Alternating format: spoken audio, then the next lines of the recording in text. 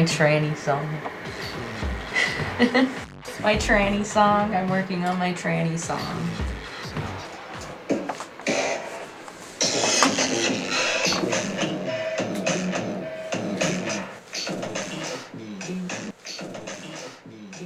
I'm Nevada Menon. I am 21 years old. My pronouns are they, them, it, its, and he, him, occasionally. I'm an art school dropout and a tattoo artist, and I work in a kitchen. I don't usually like to put my gender in any specific terms. I've learned that always leads to false positives. I would say that honestly the closest I can really get with my gender in any sense is just like, I usually either describe myself as like non-binary or something akin to a gay man, but I'm not a man, so I'm just kind of a gay person. My sexual awakening, well, where do we start? I feel like the closest I got to an actual sexual awakening was the reason why I knew I needed to break up with my first boyfriend was because I found myself suddenly like being horny and wanting to kiss somebody, but I didn't want to kiss him. I had a crush on Shaggy when I was young. This is gonna be the worst because I'm wearing my Scooby-Doo hoodie, but one of the first like characters I ever had a crush on was Shaggy. I used to play pretend as Daphne, so then I could be like, Daphne and Shaggy are dating. This is like so telling of me, but I like wanted to be Shaggy at the same time. So, you know, like playing in the sandbox, I really got to the root of my person.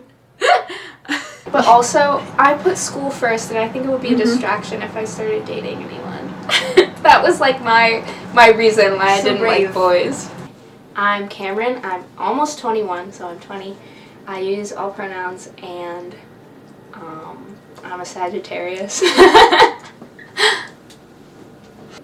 I usually say like I'm more connected to my lesbianism than I am to any like amount of gender.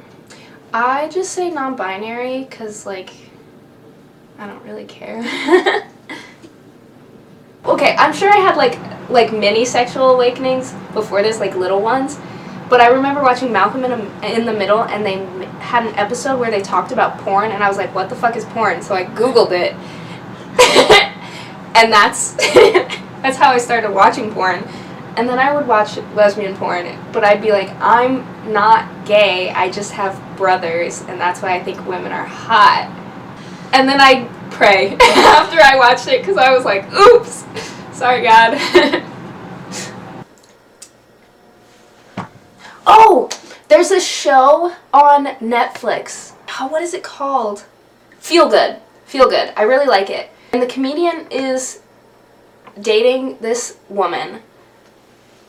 And she's like at the time, she's like a woman. She still uses she, her pronouns, but is like thinking about gender a lot. And they have sex, and her girlfriend says, like, I want you to come inside me. And she's like, I can't. And then just like leaves. And is like, I can't do that. And gets really mad. And I was like, I love that. It's really good. Yeah. There's a TikTok of it's like come dressed to Halloween as your sexual awakening, and I'm like, I don't think I would be allowed to do that because mine was Jasmine from Aladdin. I'm Jojo. I'm 21. My pronouns are he, him, and I'm just some guy. I remember watching it. It was like VHS. And I was like, rewind. At the scene, you know what I'm talking about. At the scene. The scene where she's like supposed to be sexy. And it was like the scene where she's just like wearing like clothes. Sexy clothes. Yeah, I think I got it. Also, I watched a lot of horror movies as a kid, especially like older movies. I don't even know if there's a sex scene in like the Bela Lugosi Dracula, but they would be like the seduction or whatever, and that it was less about the sex and more about just the act of seduction. I think that was probably more interesting to me than like an actual sex scene, you know. I prefer the build up of it, but it's like it wasn't any less horny. It was just I like how subtle it is. I prefer it like that. It's like the slower. I don't know. It's just more fulfilling, I guess, more interesting to me. I am like a little garlic salt, a little paprika, a little everything but the bagel. I'd say I define that as another one of my gender terms, is everything but the bagel seasoning. I am LXL. Pronouns are they, them. Creature of the night. Wiggle worm. Spring bean.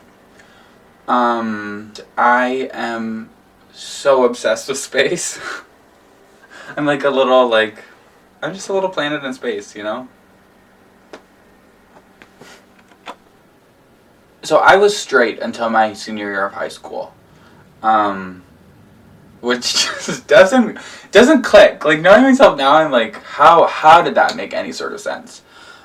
Obviously beforehand, in my like this part of my life, watched gay porn and told myself like, Mama, you're not gay. I would put on dresses. Mama, you're not gay. I was obsessed with Blaine and Kurt from Glee. Had a fixation. Mama, you're not gay. So gay. And so let me give you the details. The nitty gritty. So basically I went to France and Italy for a month and a half before my senior year of high school, with Blue Lake Fine Arts Camp and their international band. And I was just like so excited to like be somewhere else and experience something different. But before you actually leave for Europe, you have to like be in the cabins for like a week and be rehearsing like intensely. And during the rehearsal process and period, I remember so this boy who played bassoon, I played clarinet, the little reed instrument of it all. But so we spent some time together during this week, and I remember one night we were laying there and I just like laid my hand off the bunk bed, and I remember he started tracing my hand with his. And I just was like so shook by that. He was like, what's going on here? And it wasn't like I hated it. It wasn't like I need this to stop. It was just like, whoa, like this is weird and crazy and insane. I'm now chilling on this little bus and hanging out, and I'm sitting next to this boy, and I think we're both feeling extremely horny in this moment, but like for some reason I was still like very much thinking about him tracing my hand and what that felt like for me, and so I started rubbing his leg and breathing like into each other, and like essentially caressing each other on this bus on the way to Italy in the middle of the night. And I got up and I remember my pants were like wet with pre-cum. I was like, oh my god, like what's happening here? And I remember being like, oh, I'm still straight, and just like seeing what happens. Mama, that is a red flag. My like sexual awakening is so deeply rooted in like my experience of during that time like realizing I was gay. Also, Call Me by Your Name came out at the same time. My gay awakening happened in Italy. Call Me by Your Name happened in Italy during the summer. Like, I think every coincidence that could have made it special and made it what it was is what it was. I just remember being like this is what I want. Like, I so badly want to kiss him, and like, I still really remember the specifics of that and that night and how special it felt to just finally like embrace what I had been cutting off for myself for literally years, like my entire lifetime up to that point. Because I'd be watching like little gay movies as a kid, but honestly, Call Me by Your Name came out when I was like fairly young, but I remember being a little like disgusted by that when I first watched it. Hi, welcome back to my channel. My name is Hayden. I am currently 20. I go by he, they. I'm a computer science major. I'm a junior, and I'm just hanging out. I am non-binary. That is the extent to which I can define it, I think. My sexual awakening was definitely like UFC, because my dad was like a big mixed martial arts kind of guy, so he'd always be watching it, and like, they're just like so big and muscular. It's kind of cute. Actually, yes, when I was younger, I was just this movie called Weekend, and it's just about these guys who like hook up for like and hang out for a few days, but one's just like visiting, so he just goes back home. But then they get like this really intense connection, and they're like, "Damn, I don't really want to leave. Like, I just met you like 2 days ago." But like, so to just see people just like talking afterwards and being out now a little normal about sex, I think was like a little cool to see. A little emotional for my little gay heart. But then I was a little bit older and a little more like realized it's definitely Troye Sivan. It was definitely that little twink. I was like, oh, you just gay for real. That was so cool, so sexy. This is gonna sound so odd, but when I was a kid, my mom used to watch Charmed all the time.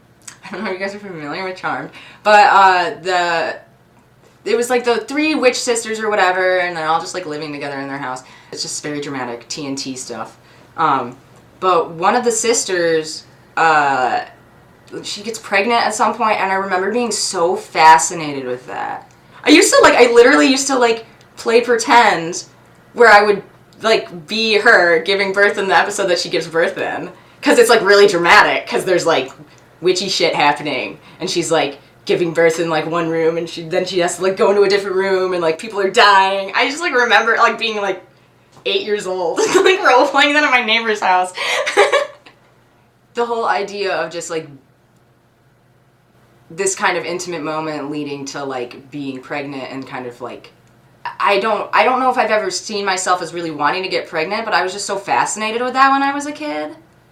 That definitely like strikes a chord now, where I'm like, what does that mean? Now that I'm like trans, that I was like, pregnant lady. Man, God, the drama. I was a PBS kid. No sex. Sorry. I'm Aloe, I'm 20, I use she, they pronouns, and I like rock climbing. I would say, like, in general terms, trans, feminine, non-binary, I don't know, just trying to feel comfortable with myself. I feel like I don't really think about it, or like, try to define it very often. So, like, the societal norm was for me to be into girls, which I, like, didn't have any divergence with, necessarily. Like, I felt congruence there, but I feel like as I, like, matured in, like, high school, I was like, something feels off. Bro, I can think of, like, childhood crushes, like, fuck. Like, Raven from Teen Titans, like, I think Shigo from, like, was that, like, Ben 10? Or Kim Possible, yeah. Allison Brie from Community, I was like, oh, fuck. My favorite cheese is Brie now. There are people I can project myself onto, but not in, like, a representation way, just more in, like, a vibe way.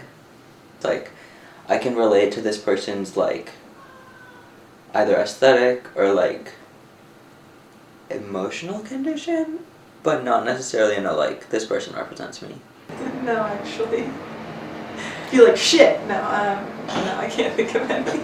I do remember looking up the L word sex scenes for sure, and being very interested. Very interested. My name is Diana. I'm 22. I use she, they, he pronouns. Not in that order. And I'm just a silly little man. I say that I'm gender fluid. I experience masculinity, femininity, and androgyny on a fluid spectrum. So I'm a stand-up comedian. Oh, hello, how's everybody doing tonight? Good, good. For me, that means I'm on a pretty local level. I'll do shows all over Michigan. As a trans comedian, like I just talk about my life. I just talk about my experiences. My parents and I have a bit of a strained relationship, to say the least. They're Catholic and I look like this. And I talk about them in a way that makes them commonplace. What I love so much about my comedy is I don't make fun of myself. I don't put down the fact that I'm gay, I don't put down the fact that I'm trans. I am who I am, and I'm having a damn good time, and I'm going to talk about it. I think realizing that certain things are even an option is what really did it for me.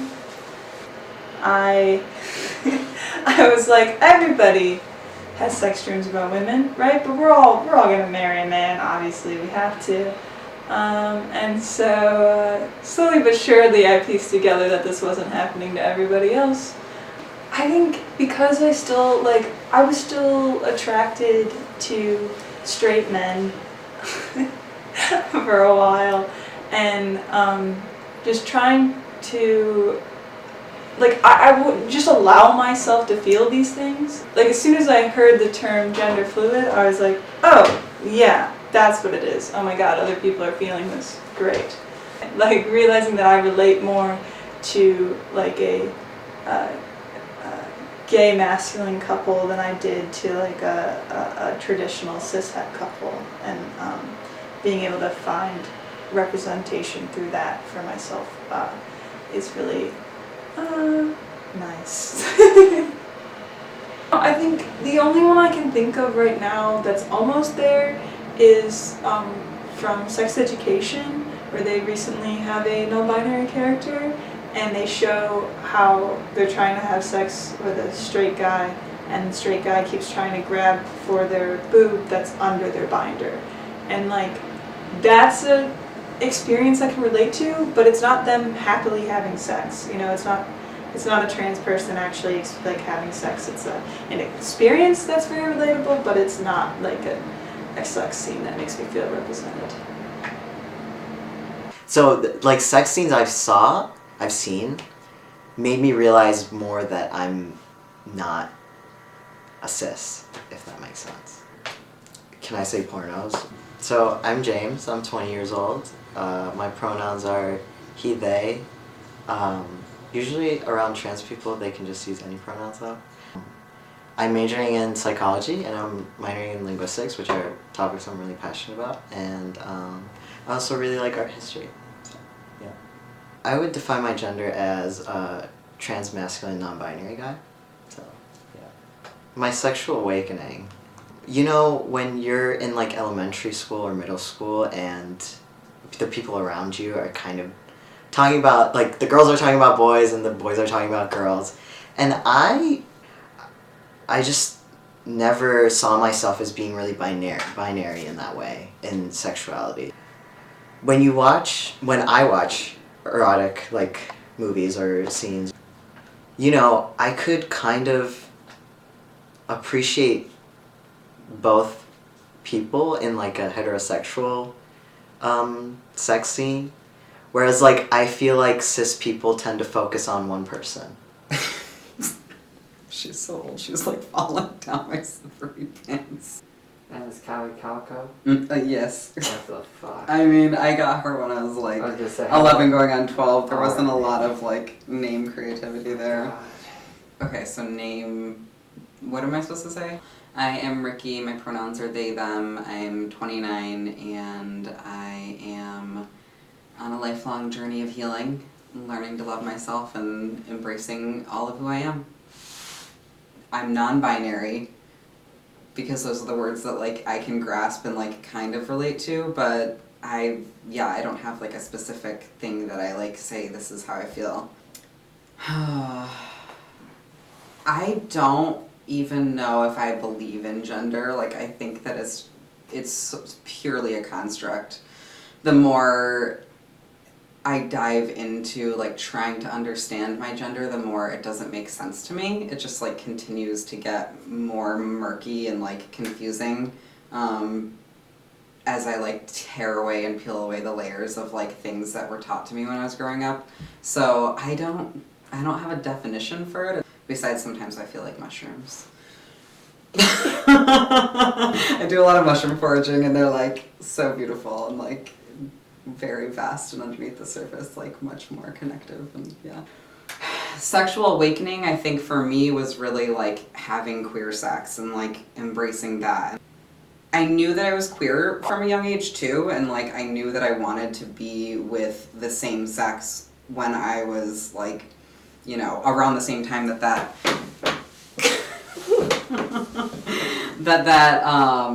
was happening, but I knew that because I was raised in an evangelical household that was wrong and like inappropriate, and so I stuffed down like all of my urges. Everything was suppressed for a long time. But being trans and only coming out trans like a couple years ago, that is like another sexual awakening to me. I mean, like doing hormone replacement therapy and like really coming into my body has become like this whole nother level. For me, going on testosterone, and like I think that I see this as like a pattern amongst a lot of trans masculine individuals, is testosterone in general like makes you more aroused. Like your libido goes like through the roof. And for me that like didn't even feel right because I hadn't had my gender affirming surgeries that I needed to like feel in my body, and so I ended up stopping testosterone and have not gone back on it.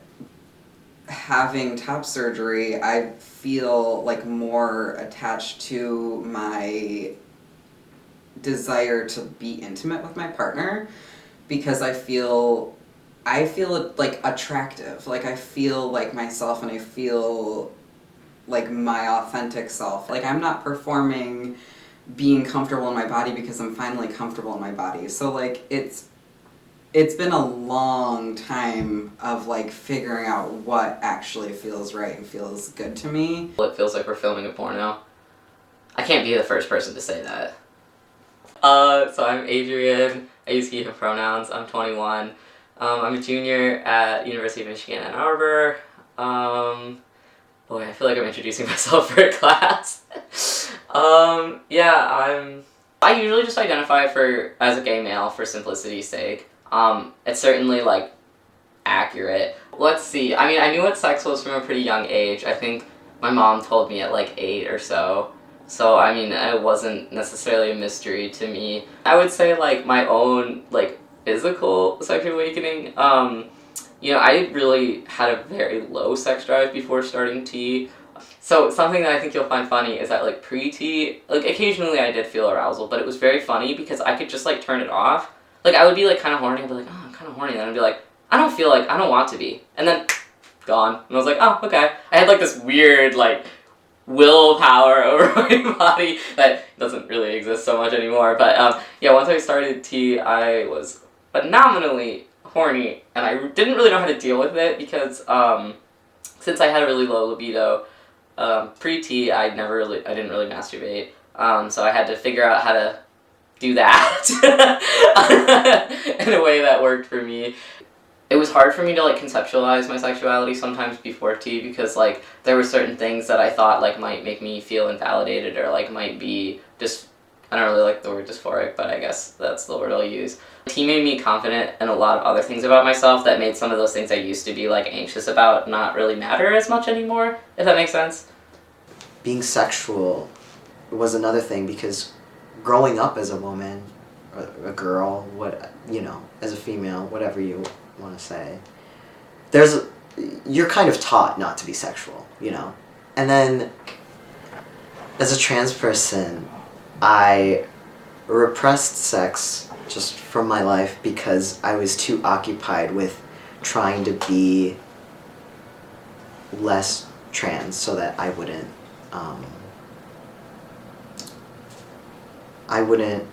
receive negative backlash.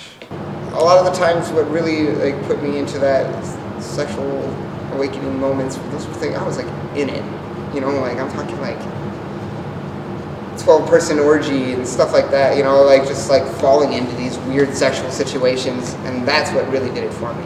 But not so much in the media. I just never really got it, what did it for me. My name is Jet Cat, and I'm 33.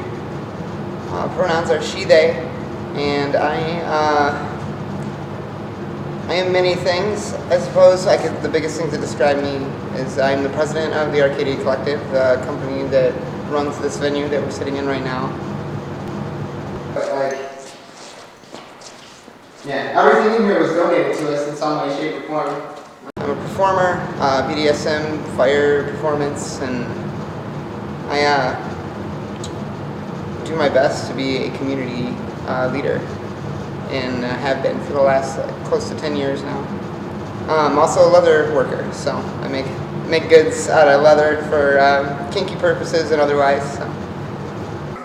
As of right now, this moment, I have recently adopted like the they them pronouns. So like she they has been my pronouns that I've been giving to everybody. They ask me. Today I defined it to myself as like I am non-binary female presented. I started my transition at 26 and maybe got into BDSM the year before that at most, so that's why I say I'm pushing like maybe 10 years here. So like my entire experience of being trans and being in the BDSM community, it spans that short period of time. I literally cannot remember what my life was like before all this. BDSM, kink, what used to be like this taboo thing, it's become very mainstream. I think now BDSM and sex are not inherently, you know, the same, are not inherently related.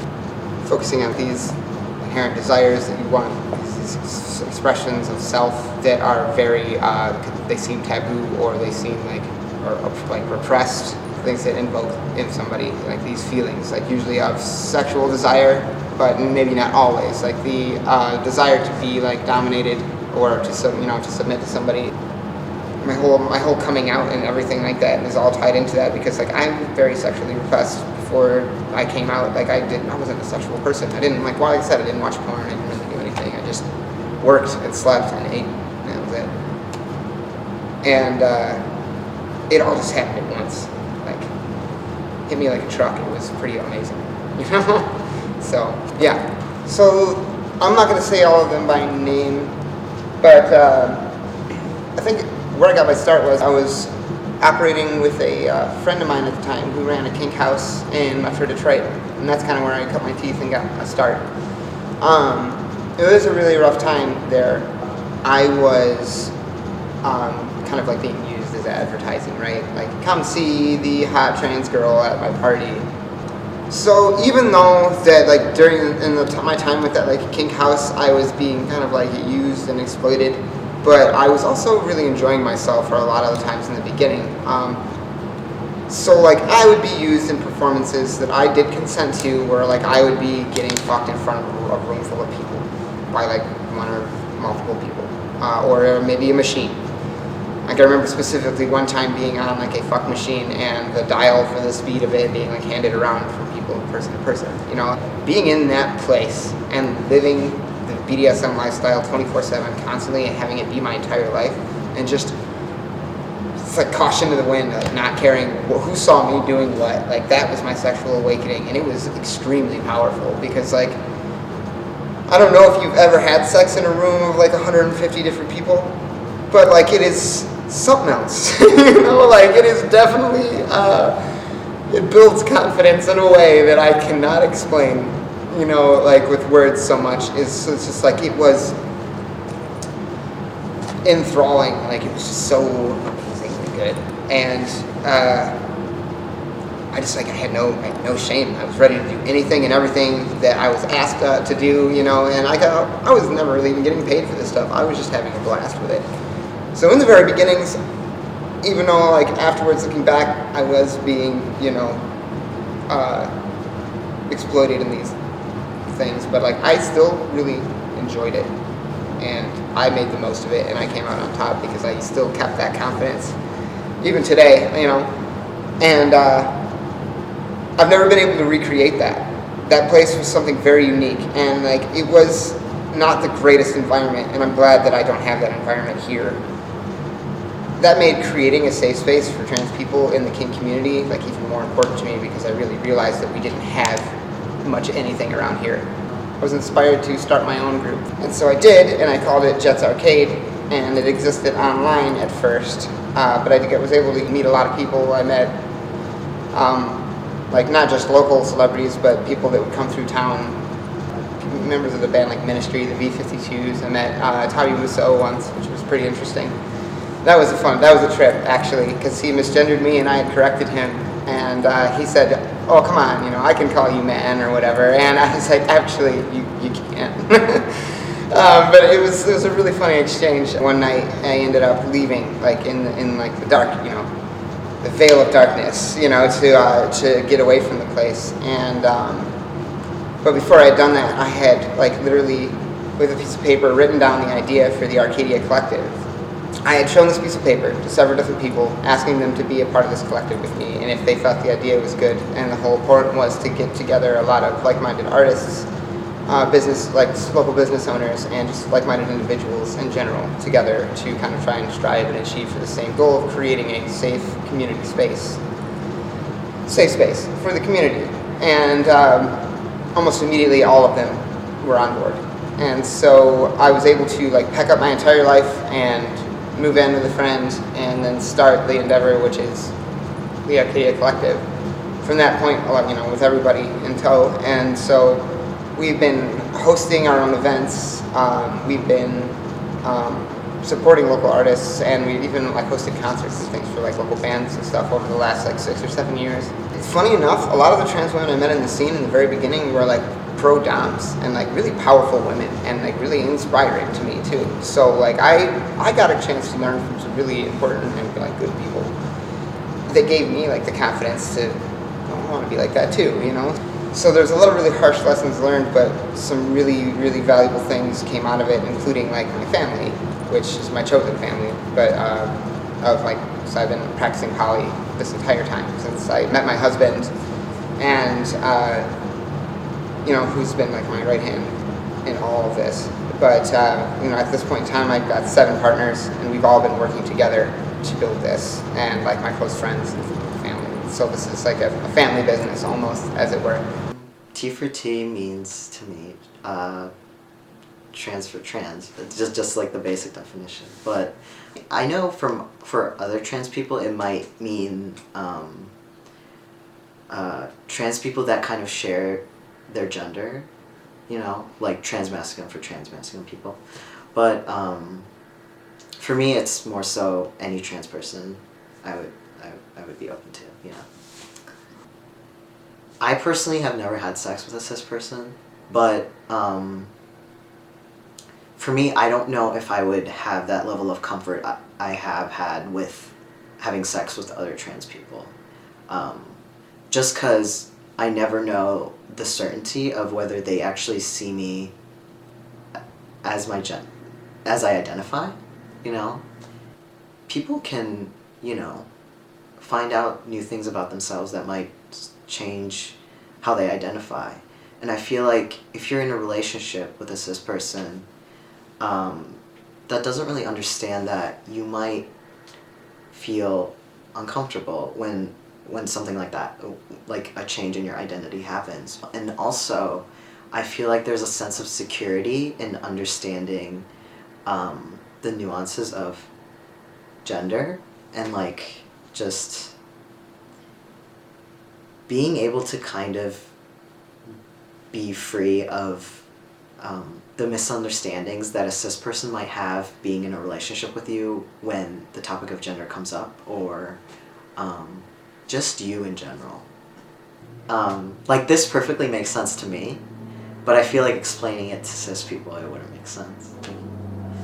I like to think I relate to that post that's something along the lines of I'm T for T, but that doesn't mean that I only date trans people. That just means you'll be trans when I'm done with you. I kind of feel like it's hard not to be involved with me and not acknowledge the plot holes in society's gender roles.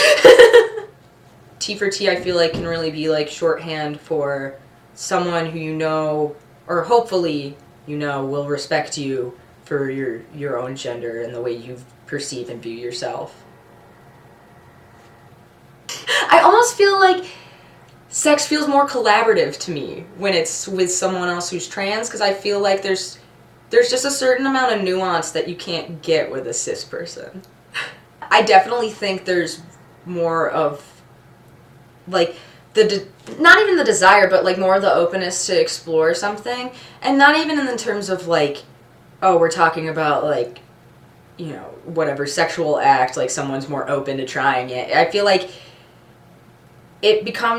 sex in that context becomes more of how do we get each other off sort of thing, and less of like, let's have sex.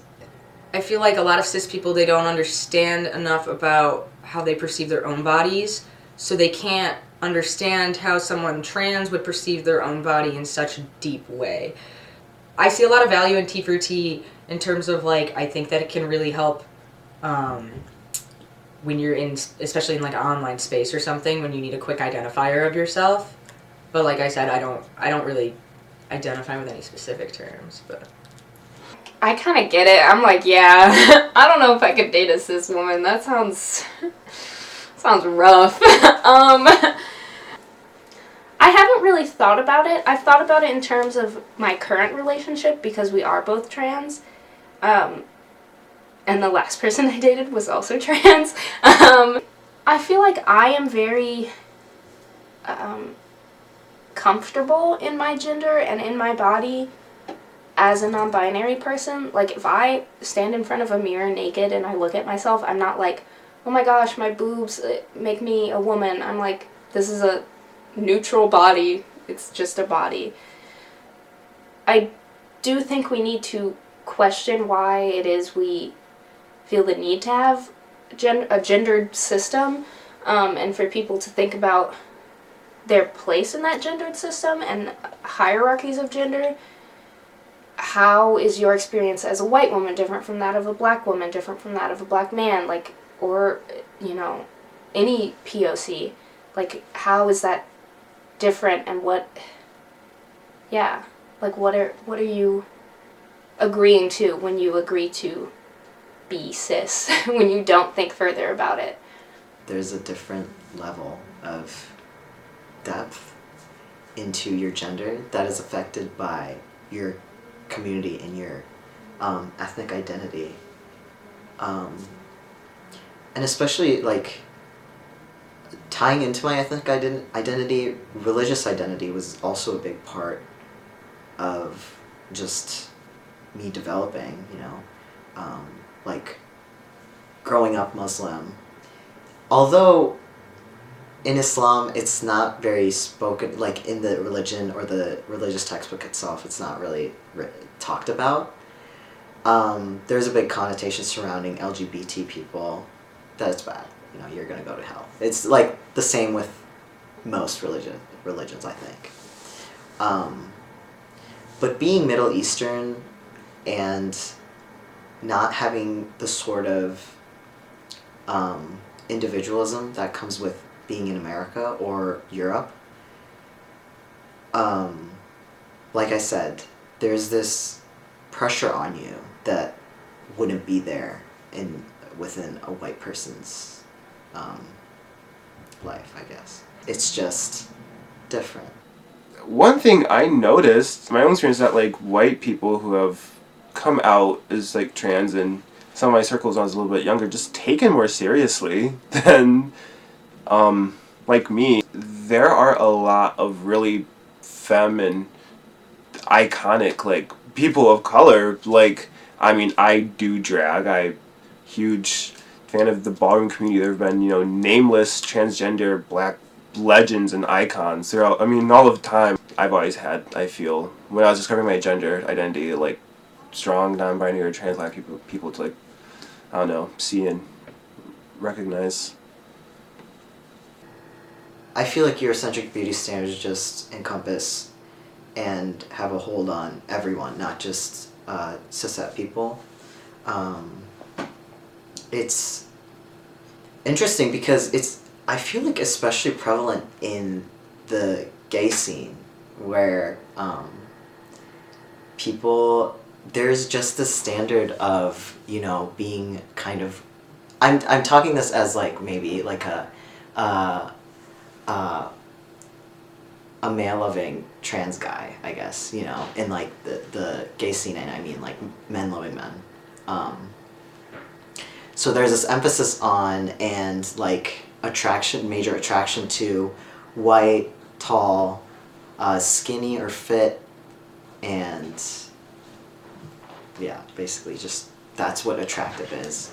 A lot of people of color, it's just like they also get the experience of like being perceived as like, or getting just no attention in the dating scene in the gay community, mostly due to being a person of color. Part of what I like about sex is a little bit of validation about like how you feel about your attractiveness, or like just your desire to even have sex. And so when it feels like it's in a fetishy way, it's like, oh, well, I wasn't validated, I was like used. In terms of a race fetish, that usually comes more in like dehumanization. It's like you don't see me as a person, you see me as like a sex toy. Just like when you have overlapping identities with someone, you don't have to explain your personal experiences and like the weight and meaning that certain things hold.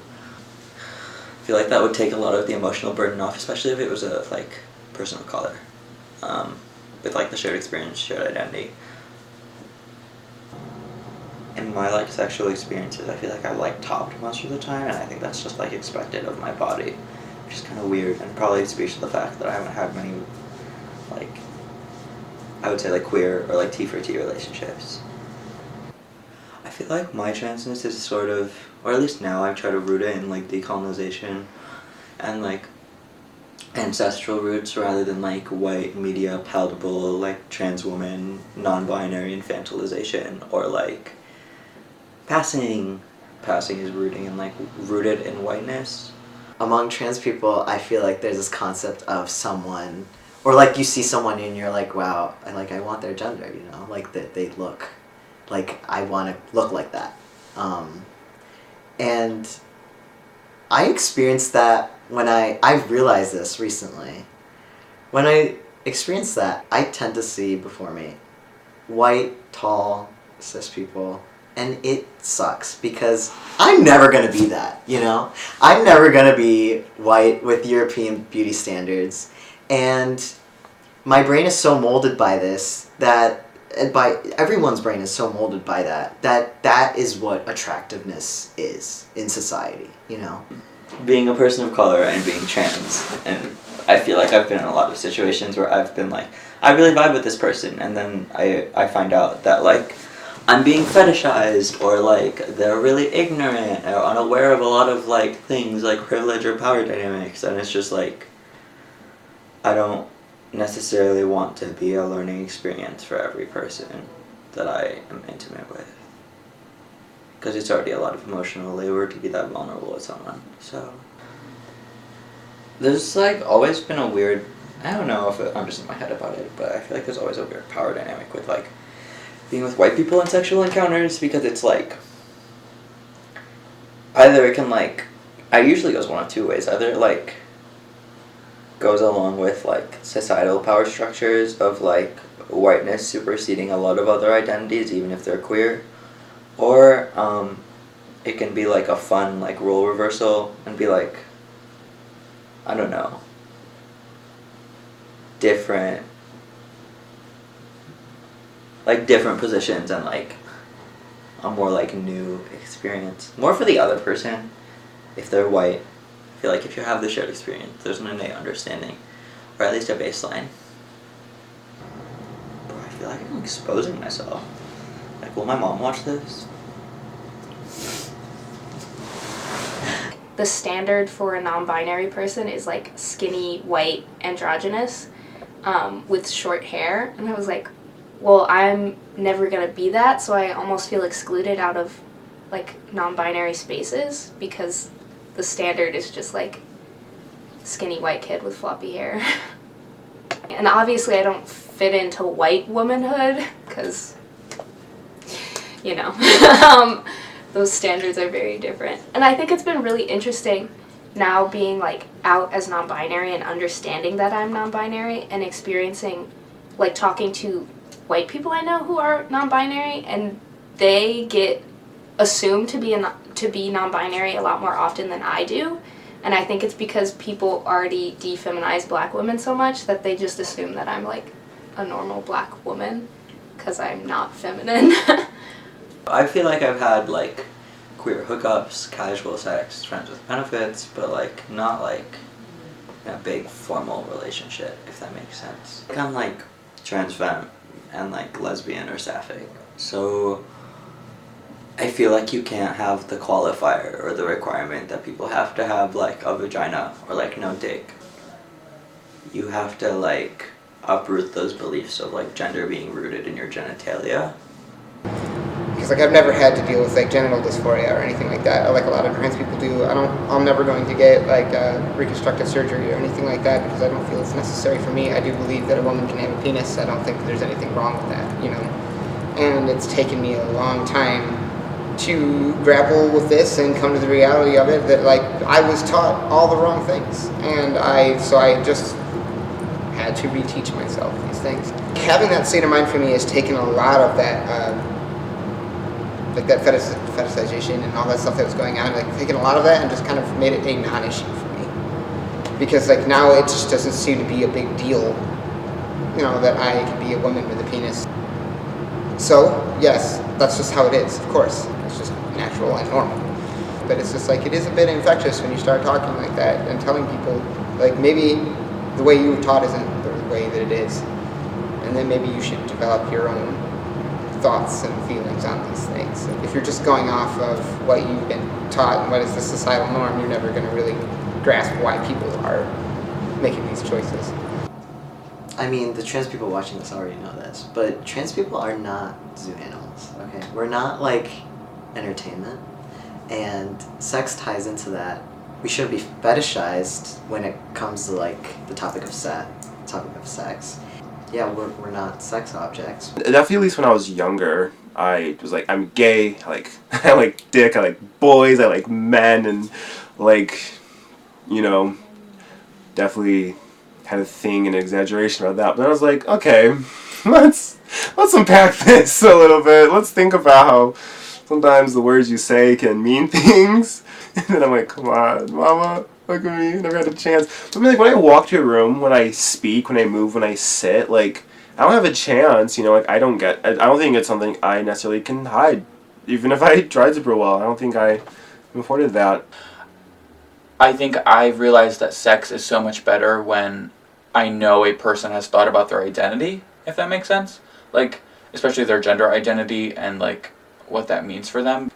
If you're cisgender and think about your identity and, like, that comes into sex, that's great. But I just feel like most cis people haven't had that experience of thinking about who they are and, like, if that's how they actually want to be perceived. And so it's so hot to be with somebody who, like, has thought, like, actually, I want to be perceived this way and feel this certain way because this makes me feel good, because they have an idea of, like, more what feels good for them and more what they want out of something. I am definitely way more attracted to other non-binary people than I am to cis people. My current partner is non-binary. Somebody being non-binary is like a huge like plus. I'm definitely, I'm seeking you out. I'm messaging you first. Like, I'm trying. Oh my god. Because when I have sex with cis people, usually I like, okay, we're talking about sex, this isn't like too TMI, right? But I like usually bottom if it's other cis people. So there's no need to establish a gender hierarchy or fit into gendered roles, and yet a lot of gay people do.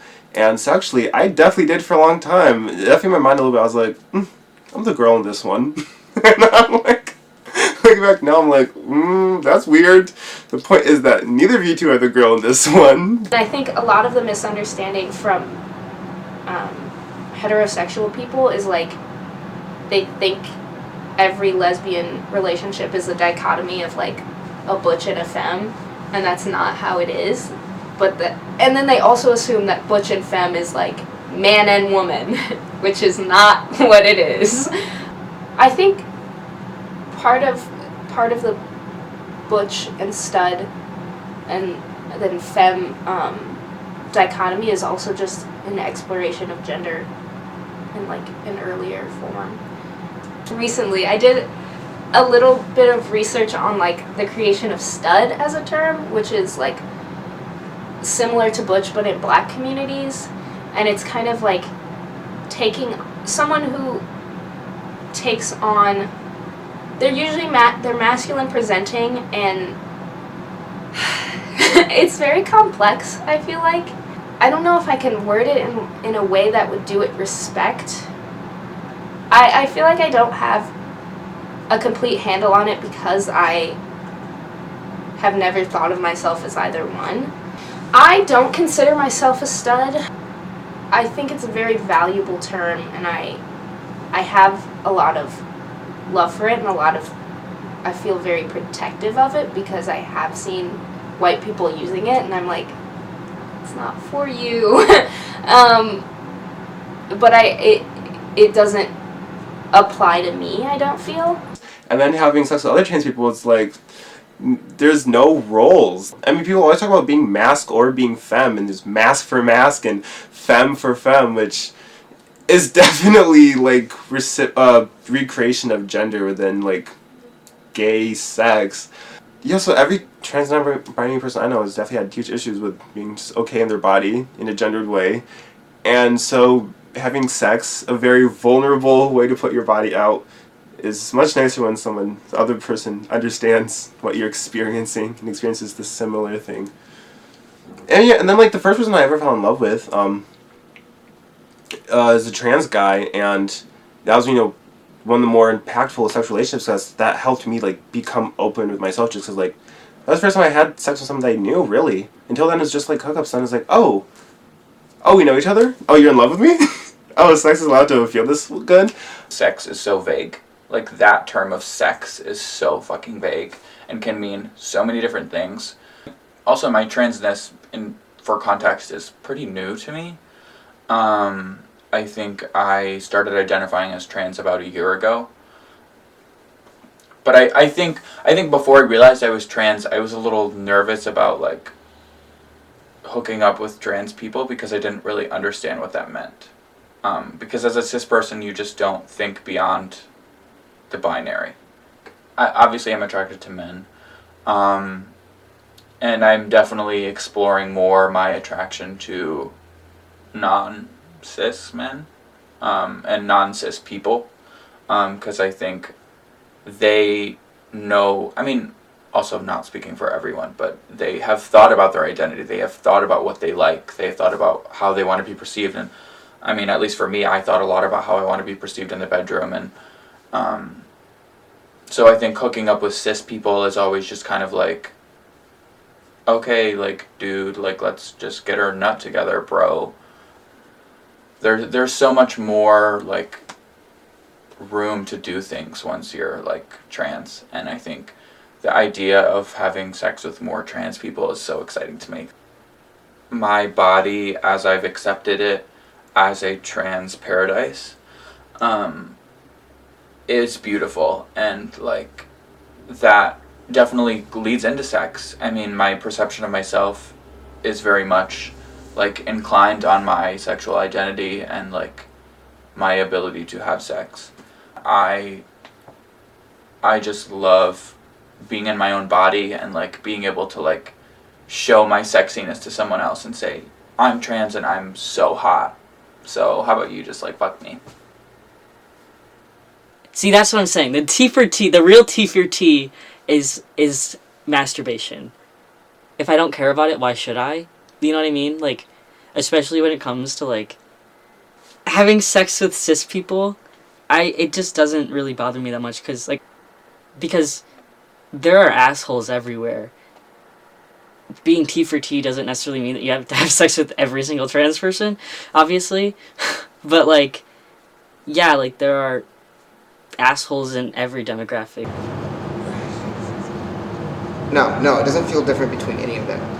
It came with that whole concept of me coming to grips with like not having my genital dysphoria. For me, like it just didn't matter what equipment we were using or how we were doing it. It was just our intimacy that we shared between us. That's all it was. I could say personally that I know that a lot of trans people feel more comfortable seeking out other trans people because they understand what they're going through. That makes sense to me. Because outside of that, you run into things like chasers and things like that, where you have people that are fetishizing you, that are not outwardly say that, but it ends up being the case. These are people's personal preferences and personal business, and I don't feel like my opinions really should impact it, or I don't really feel like I should be out there trying to change this, And I think that if that's where somebody feels comfortable, then that's what they should pursue that, Like my partners are a very mixed bag for me, right? And so like that's some trans and some aren't. We're all a part of the queer community, but sex to me is so not a driving force in my life. It isn't even a important part of most of my relationships, like it is just a part of it. Sex does not sit on a pedestal for me so much, like it's part of like my livelihood and what I do and all that stuff, but it's just like maybe it's because of that it isn't so important to me. And I was thinking about like what is sex, because I'm like, am I having sex with myself whenever I masturbate? Because aren't I? Because like that's like I actually do want to come, or like, I think it is such a different experience. There are different types of people that I have sex with for like different reasons, like I don't know, different reasons, like that's true again on like a personal level. Like I have sex with like a certain person, like I hook up with somebody just to have sex with them, and that's all I expect. Or it's like I have sex with friends, and like that is a different experience. That's like I'm never going into a sexual like experience and like being like, oh, if I don't come, then like that wasn't actually sex, or I didn't like that, or yeah, that was the worst thing ever, because it's like there's so much more to having sex. It's a good like way to be with myself, as like sometimes I also like if after I have sex with somebody, I like to masturbate, because I'm like, that's my me time afterward. It's just like an activity you do with yourself, like by yourself, that is like purely for your pleasure. It's kind of also like a way for you to like explore kind of what you like, and especially like if you're into like certain kinks, or like you don't know what you're into yet, and like you kind of like experiment by yourself. Also, I think that does have to do with like it's like an autism, like masturbating is an autism thing. If you masturbate, you're autistic. In the last year and a half, I think a lot of queer people, myself included, have started to like put the pieces together that there's most likely a misdiagnosis of autism. I did the whole like look at the DSM-5, like went step by step, and I was like, okay, I have an example for this, I have an example for this. Like the further I get on my journey and like understanding myself, the further I think that queerness is like not being neurotypical, whatever the fuck that means. I think that it is embracing and like really like presenting to the world your authenticity. I don't think that it has to be like presenting in like a same-sex relationship, or like being somebody that like gets procedures for their like to confirm their gender or affirm their gender. I think that it's just being your authentic self and diverting from what the norm is. I think that as neurodivergent people, I keep quoting it because I'm like, what is like what are we diverging from? Capitalism. Okay, anyways. I think that people that are neurodivergent already have like hard time wrapping their head around a binary. I do think that there is an association with queer people, especially trans people, that are just like, I don't get it, and like, this is how I want to present to the world, and this is who I am. I like don't know the exact science of it, but like it just, the further I dive, the more I'm like, oh yeah, most queer people I know are definitely neurodivergent. Having to try to live your whole life like in a role that you were assigned and you didn't have any say in is a very universal experience for both trans people and autistic people. Autistic people are 30 to 40% more likely to be trans than allistic people or non-autistic people. Being autistic and already so many of your natural instincts ostracizing you it makes you a lot more comfortable with the idea of being trans. It makes you approach that idea maybe quicker than other people. Because sex is like not only about like a romantic love for me, I have the capacity to like happily, without conflict of romantic feelings, have sex with my friends as well. And my partner and I have also explored that, having sex with my friends. Yeah, just being close to somebody, and for me, usually like in some capacity having love for that person, like whatever that might be, whether it be love for the experience or love for the person, it's definitely a part of it for me. Mostly I try to hold their hand. There's no explanations needed when you're intimate with another trans person. Like, it's just like this automatic understanding of where that person is, and this like no pressure communication for anything that they don't already know. You can just have fun with another trans person. There's just this fluidity to it where it's you just go for it. Yeah, so I don't know. You can get there. You can get there with a cis person. It just might take a little more time. It definitely went hand in hand, and the more comfortable I became with my trans identity, the more comfortable I became with sex. This is my first relationship where I'm like fully out. Using the term boyfriend for me was like the first big comfort, and my cis partner loves calling me his boyfriend. Like being boyfriends like makes me so happy. It's honestly like it's so affirming to be dating a gay man. It's not something that you even think about or like feel trapped in anymore. It's like, no, I'm not a man, but yes, call me your boyfriend. At this point, I really don't care about gender anymore, or like trying to figure it out, or like specific labels and stuff for myself, because it's just like I literally don't care enough, and it doesn't matter to me. I feel like there's a difference between sex with trans people and cis people. Like there's a difference between like sex with each individual person is different. Cis people are really annoyed about that kind of thing, because it's like, to them, especially like gender is so much of like what they were taught, and it's like you have to be a certain way. So I simply do not think about it. I'm just some guy.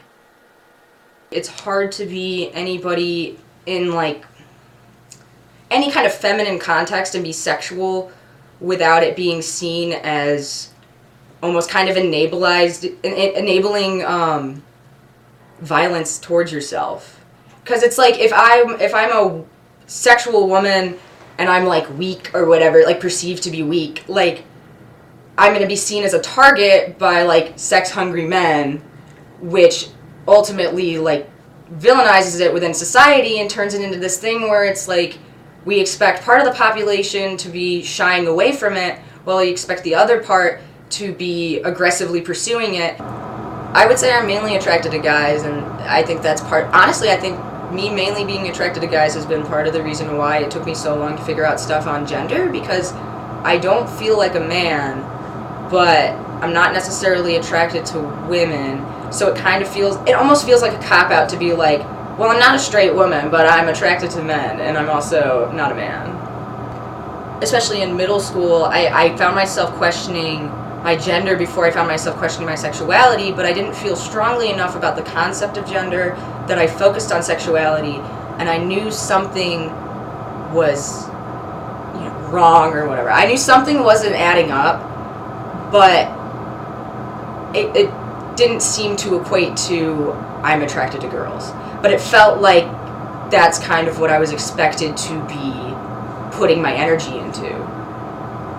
Because there wasn't that much emphasis on like the trans community and trans exploration and whatnot. So like just exploration of gender in any sense. So all that I knew was just like random Tumblr stuff, and like having all these micro labels, just it felt so dumb, because like I would sometimes like think of myself as being like a demi-girl or whatever. Like I remember that in middle school, and like that was honestly the reason why I got a Tumblr, was so I could follow demi-gender blogs. I always worry that some people are gonna be like, oh my god, like tranny fag man expressing like direct sexual desire, and it's like, well, yeah, I'm just gonna be like, do you want to have sex? Yes, no, maybe, later, okay. Like, well, I feel like it doesn't necessarily have to be more complicated than that. I think sometimes it has more to do with other people, like me being trans has to do with sex with other people that I'm having sex with, or potentially having sex with, than it does myself. It certainly depends on the context. Like, for me personally, I would rather hook up with someone, or like have someone be sexually interested in me because they find me sexually attractive, regardless of my gender identity or like my genitalia. Sometimes people have a perception of me, I think, where they think I'm like very chaste, very vanilla, very like not looking for like a very like de-eroticized version of myself. And like, yeah, I'm not like horny all the time. I'm not always constantly looking for sex or sex partners, but 5'4" does not a virgin make. Like, like I'm just a guy like any other guy. So sometimes I'm like a little nervous that people are gonna be like, oh, like, you're not allowed to express sexuality, and it's like, well, I'm horny, so go fuck yourself. Because I'm somebody who likes spontaneous attraction, or like things you don't plan, and so you always just ask. Honestly, how I express interest is I ask. I'm like, hey, I think you're cute. Would you be interested in me? I am somebody who doesn't view sexuality as something inherent to romance. I think of like there's like platonic stuff, sexual stuff, and romantic stuff, and like something could just be two of the three. It doesn't have to be all three. And like I think sex can very often be platonic and just sexual. When I hooked up with someone for the first time that like I knew, I was so nervous. But I was like, this is like 10 times better. Like I actually know this person, and they like me for real. I feel like sex is about, I don't know. Sex is about just feeling good, and feeling comfortable with someone. And like, it brings people together. But when it's between trans people, I feel like I'm talking about this as a trans person. It's kind of, it could even be kind of spiritual if you want to look at it that way, It's so exciting, and it's also like so fun, and it's also so gross and weird and dirty, but that's the good part about it. Like, sex is gross, weird, and dirty, and I love it. There's definitely a lot of fun in the newness of sex with another person, but I definitely much prefer the intense intimacy that comes from having sex with somebody multiple times over a long period of time, because you get to know each other's bodies so well, and like you have a comfortability in that like intense passion and like feeling. The primalness of sex, like I think that's something that I really, really love about sex, is how it feels so primal, and like need nut. So get nut. Cis people, I should say, get nervous about having sex with a trans person because there's this sense that, like, all trans people have intense, weird issues with their sexuality, and can't have sex normally, which is very much not the case. Believe it or not, trans people like sex too. I feel like this is the utmost thing to celebrate, is transitioning and queerness and finding that we own our pleasure and are deserving of that. But the amount of joy and like freedom and rightness I feel from transitioning, nobody can like take that away from me. Like, this is who I get to be, and I get to like live the rest of my life like this. And yeah, I don't feel like sorry. Depending on the space you were in, you know, there was a lot of ignorance to be dispelled.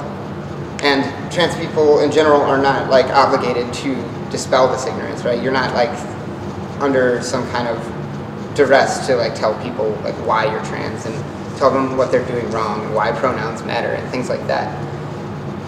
I just tried to be a positive, good representation of trans people in the community and try to like empower them along the way through my success that I was only having because I was being supported by other trans people, you know? There needs to just be more of that like feeling of I'm not alone, you know, like I have other people that are like me out there that have done this before, the people, you know, people that they can look to for help, or just like people that are doing it alongside them. Like, that makes all the difference in the world when you don't feel like you're all by yourself in this. And I feel like it's not acknowledged. This is important work to acknowledge. And now acknowledge that the trans have sex. And we're cool about it. Trans people have sex too, you know, in between, like, with each other. And, like, I don't think that should be something that's taboo. Trans sex is different than cis sex. That's kind of obvious. It's a part of life, as trans people are, and have been for like fucking centuries. Even more than that, since the beginning of humankind, so.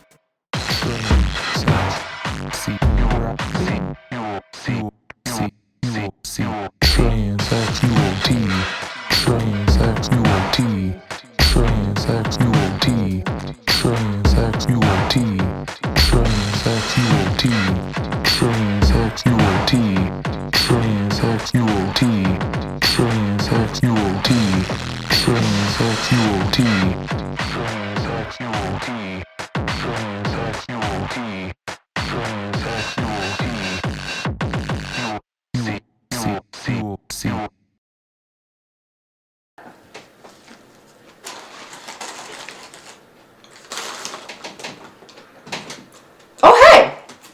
I'm talking about dinner time! Come on, take a seat.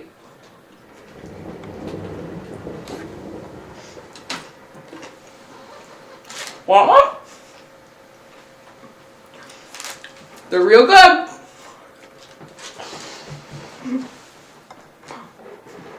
Local. A little cold.